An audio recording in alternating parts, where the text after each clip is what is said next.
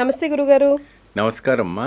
గురుగారు, పంచలింగాల్లో రెండోది అగ్నిలింగం గురించి మాట్లాడుకుందాం. అవును.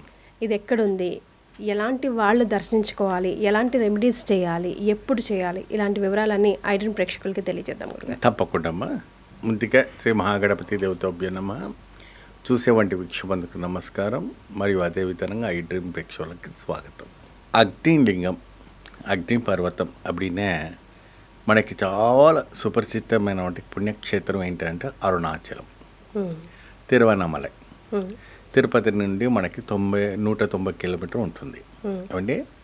అయితే ఈ అగ్ని పర్వతం అనగా అక్కడ మహాజ్ఞానులు తపస్సు ఆచరించారని, యోగులు అంటే చాలా మటుకు యోగులు తపస్పరులు ఏమండి, చాలా మటుకు జ్ఞానం పొందిన వాళ్ళు ఎక్కువ ఎన్ఆర్ఎస్ అక్కడ పోయారంటే మీకు ఫారినర్స్ చాలామంది కనపడుతుంటారు. అయితే ఇక్కడ ఏంటంటే ఇప్పుడు సాధారణంగా మనకు ఆలయానికి మీరు వెళ్ళారంటే అగ్నిలింగం లాగా మనకు జ్వాలగా గట్టిగా ఏదో పెద్ద కాంతితో బగబగ మండే వంటి ఒక మెరుపుల్లాగా అలాంటి ఏం కనపడదు. సాధారణంగా లింగంలాగానే ఉంటుంది. కాకపోతే ఏంటంటే ఆయనకు ప్రత్యేకంగా ఏంటంటే అగ్నిలింగం అనే ఒక పేరు ఎందుకు ప్రతిష్ఠించారంటే ఆయన పంచలింగాల్లో అగ్నిలింగంగా అవతరించారు. ఆ అగ్నిలింగం ఏంటంటే ఎప్పుడైతే కూడాను జనాలు చేసుకున్నామంటే పాపకర్మాలు ఏదైతే ఉందో అవంతా అగ్నిలో పాపము హరించిపోతుందట. అందుకే కార్తీక మాసంలో తిరువన్నమలలో మనకు మకర జ్యోతి, అక్కడ ఎట్లయితే మనకు సంక్రాంతిలో శబరిమలలో మకర జ్యోతి వస్తుందో ఇక్కడ కార్తీక పౌర్ణమి రోజున దీపారాధన చేస్తారు. దీప జ్యోతి వేస్తారు, అన్నామలై జ్యోతి అని వెలిగిస్తారు ఏమండి. ఆ అన్నామలై ఉన్నామలై రెండు మలలు మనకు కనపడుతుంటాయి. చాలా విశేషమైన వంటి అక్కడ ఇంకొకటి ఏంటంటే ప్రతి పౌర్ణమి రోజున గిరి ప్రదక్షిణ చేయటం వల్ల చాలా విశేషమైన వంటి ఫలితాలు లభిస్తాయి. ఎలాంటివి గురుగారు? గిరి ప్రదక్షిణ అదే ఎలాంటి ఫలితాలు లభిస్తాయి? అయితే ఫలితాలు అనేటప్పటికీ ఇప్పుడు మనిషికి కోరికలు కొండంత ఉంటాయి. దానికి ఆది అంతము లేదు, లిస్ట్ ఎండే ఉండదు, అస్సలు ఉండదు.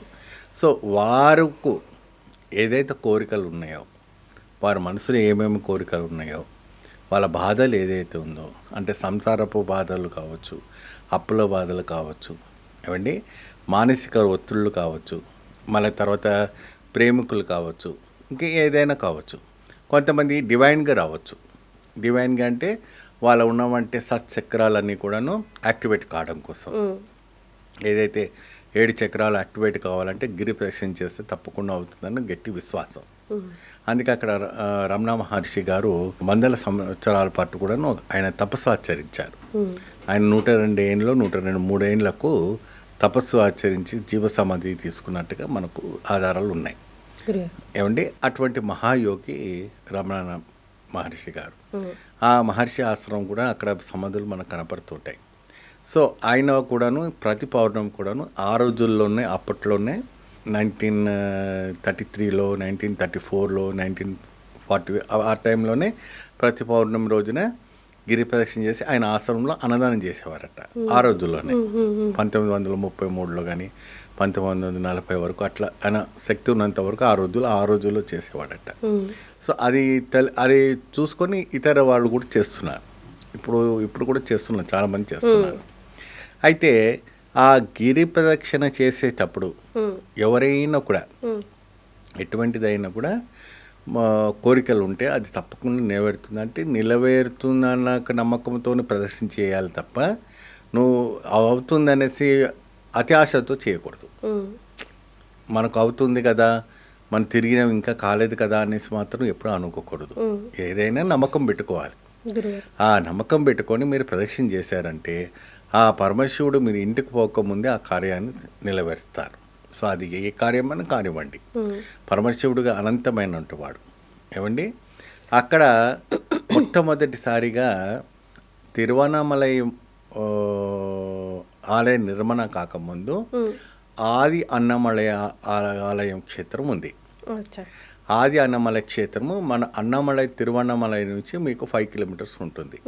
ఈ ఆలయం గురించి ఎవరికి తెలియదు. చాలా అరుదుగా ఉంటుంది, చాలా శ్రేష్టంగా ఉంటుంది. తిరువన్నమలై కన్నా చాలా పాత గుడి అచ్చా. ఇది. లింగమా గురుగారు అక్కడ? లింగం కూడా, ఓకే. అది కూడా అగ్నిలింగమే. అది ఫస్ట్ లింగం ఉమ్. అక్కడ ఆయన ఆది లింగం అంట, ఆది అన్నమలై లింగం. అచ్చా. అక్కడ వచ్చేసి చాలా వరకు కూడాను ఎప్పుడైనా కూడా విశేషమైనటువంటి కుంభాభిషేకాలు కానీ, అభిషేకాలు కానీ, నమ్మకాలు కానీ, జపకం కానీ, రుద్రాభిషేకాలు కానీ అనేక రకమైనటువంటి మనకు అక్కడ విశేషమైనటువంటి అభిషేకాలన్నీ కూడా చేస్తూ ఉంటారు. అక్కడ ఏంటంటే ఆది అన్నమల క్షేత్రంలో మొక్కిన అంటే పూర్తిగా ఈ క్షేత్రం వెళ్ళిన వాళ్ళు ఆ క్షేత్రం వెళ్తే పరిపూర్ణం అవుతుందట అన్నమల యొక్క క్షేత్రం. అవునా గురుగారు? చాలా మందికి తెలియదు కదా. చాలా మందికి తెలియదు. వీళ్ళు అక్కడ గిరి ప్రదక్షిణ చేస్తున్నప్పుడు వచ్చే లింగాలనే కవర్ చేయాలని ఆ ప్రయత్నిస్తారు. 9 లింగాలే చూస్తారు. మధ్యలో ఆ 9 లింగాలే చూస్తారు. ఆ యమలింగానికి వెళ్తారు, యమద్వారానికి వెళ్తారు, ద్వారానికి, అన్ని ద్వారాలు చూస్తారు. కానీ ఇక్కడ ఆది అన్నామలై ఉన్న క్షేత్రం ఉన్న విషయము తెలుగు ప్రజలకు కానీ, తెలుగు భక్తులకు ఇక్కడ కానీ నుంచి ఎంత దూరం గురుగారు? అరుణాచలం నుంచి ఎంత దూరం? 5 కిలోమీటర్స్ పక్కకే. పక్కకే. ఓకే. సో ఎలా అయినా వెళ్ళొచ్చు, ఆటో అక్కడికి వెళ్ళి చేసుకొని. ఆటో తీసుకొని కూడా వెళ్ళిపోవచ్చు. అక్కడికి వెళ్ళి గూగుల్లో కొట్టారంటే మ్యాప్ వచ్చేస్తుంది. చక్కగా ఆ మ్యాప్ తీసుకొని మీరు వెళ్ళిపోయారంటే అన్నామలై, ఆది అన్నామలై క్షేత్రం తిరిగారంటే అక్కడ 3 రౌండ్లు తిరగాలి. అచ్చా. మనసు, ఆత్మ, శరీరం ఏమా ఈ 3తోనే అక్కడ సంబంధం పడి ఉంటుంది. అక్కడ అమ్మ కూడాను ప్రసన్నాంబికాదేవి నిలబడుతూ ఉంటుంది. ఆవిడ కూడా అనుగ్రహదాయకిగా మనకు చాలా విశేషంగా మనకి చేస్తూ ఉంటారు. సో తిరువన్నమలైలో చెప్పుకోవాల్సింది ఆది అంతము. ఎంత చెప్పినా తక్కువే, చెప్పుకున్న పోనీ ఈరోజు సరిపోదు.